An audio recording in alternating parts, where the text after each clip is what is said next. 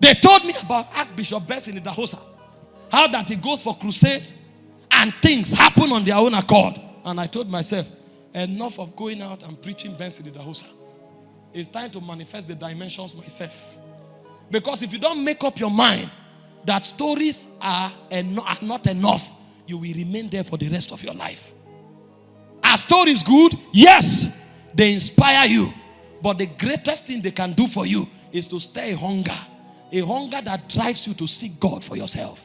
There are people today, Christians with eternal life. All they know about God are the stories they told them. If you live at that realm of intimacy, every challenge on life will defeat you. But unfortunately, the largest percentage of believers, their relationship with God is at the level of stories. Hope you know that when Israel was besieged by the Midianites, everybody was at the level of stories. And so Gideon sat down and said, where is the God they told us wrought wonders in Egypt? If all you know is stories, you will know about it, but the devil will still torment you. Stories cannot confront the challenges of your life. When cancer comes, story can't bring cancer down. Stories can excite you, but stories don't have the power to transform you. Stories don't have the power to create the change you are looking for. Are you still at the level of stories? There's nothing wrong with it, because there's somewhere everyone starts from. All of us came and were told about God. In 1 John chapter 1, it said that which was from the beginning, which we heard. So they also began from stories. But a point came, he said, we looked upon. A point came, he said, our hands handled. We didn't stop where we heard. If you have heard stories and you know about the story of Jesus feeding 5,000 people, you know about the story of creation, you know about the story of parting of the Red Sea, congratulations, but there is a deeper journey. You can't stop at the level of stories. Some of us, all we know are the things somebody told us. You can't stop there. Where is the disconnect?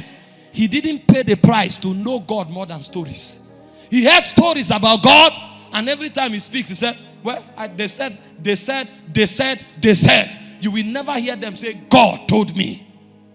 When you can't find people who tell you, God told me, no, their Christianity is at the lowest level of intimacy. No matter how good a teacher your pastor is, you've got to journey to a point where you can say, God told me. He said, my sheep heareth my voice, and they obey. Thank God for your good teacher. Thank God for your good pastor. Thank God for your good apostle. But if it doesn't spur you to pressing into God, for you to find him for yourself, it has not helped you. Your pastor may be a miracle worker, but if all he gave you are miracles, he didn't help you. Because miracles will not make you enter your destiny. Did you read about the children of Israel? They saw miracles every day and every night. The Bible said as they came out of Egypt, God went after them as a pillar of fire at night and as a pillar of cloud in the day. He said they fed on manna. Every morning, their food fell from heaven. They ate angels' bread, but they never became anything.